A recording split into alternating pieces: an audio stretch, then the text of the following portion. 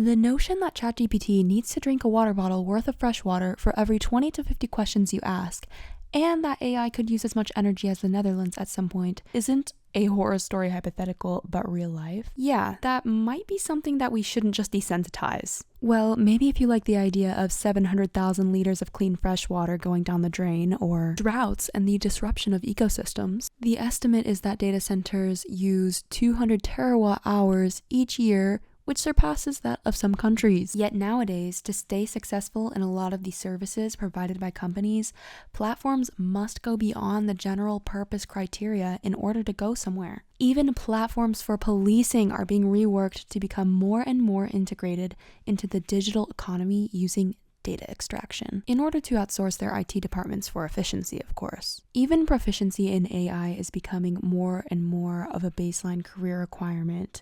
So in order to have a more guaranteed future plan for yourself, you may want to adapt, just like what these platforms are doing. Data centers are expanding. This notion remains in the foreseeable future as the primary driver of the global energy consumption.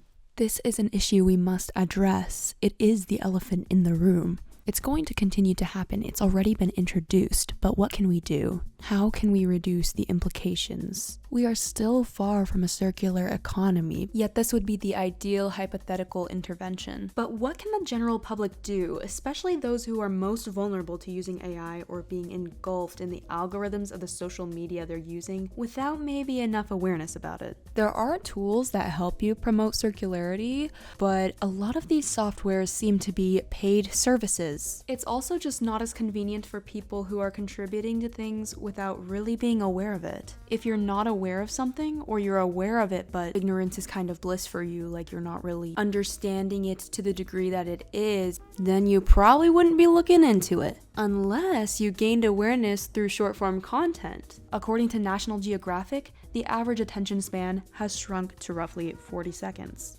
The target audience of this is the mainstream consumer, especially people who are younger that are more inclined to use media.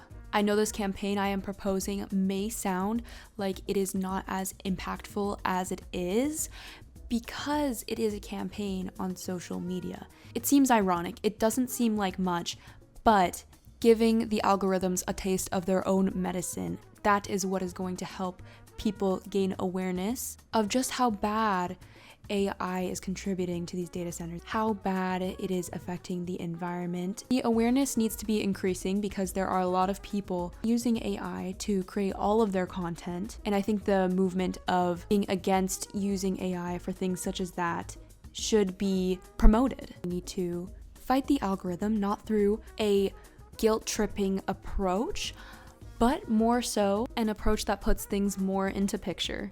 My proposal is a social media account that has a whole campaign that posts every 1 to 2 times a week with awareness posts, but more so short form video content. There will be 2 types of videos involved in being the baseline for this. One seeming very trendy and kind of blending in with everything else, but then switching up later so the algorithm sees it as something that is a part of what people want to see. Very algorithmically pushed.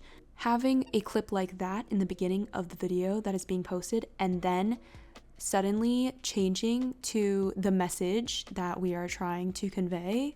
And the second type of video, Britta makes really engaging, algorithmic friendly, basically, content. The message isn't tense. Obviously it doesn't need to be because it's a water filter brand, but still it is not boring. It conveys the message through song. The more catchy something is, the more it sticks. So although this is a big topic, I think that making it lighthearted in the way where it's still showing the facts about what's going on is going to grab people's attention and gain awareness.